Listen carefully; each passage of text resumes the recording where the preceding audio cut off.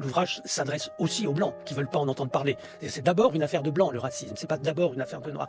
C'est les Noirs ou les Arabes ou les Chinois, entre guillemets, je mets tout ça entre plein de guillemets, tous les gens qui descendent de tous ces empires coloniaux qui ont été racisés dans ce contexte, qui sont obligés de faire avec et qui ont ces formes de protestation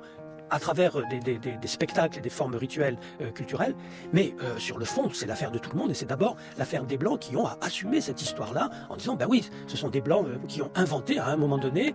la race noire pour justifier, expliquer leur domination blanche.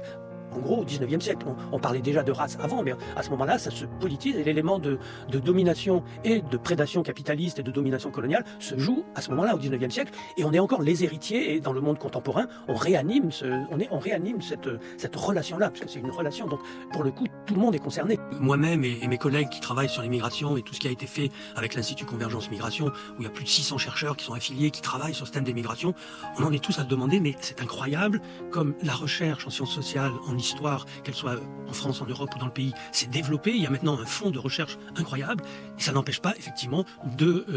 voir progresser les mouvements anti-migrants, les politiques anti-migrants qui reposent sur des faits erronés, notamment sur le plan démographique, sur le plan des évolutions, des projections, etc. On n'est pas du tout dans une invasion, on n'est pas du tout dans ce genre de marasme qu'on nous resserre à nouveau à chaque nouvel événement politique ou social, etc.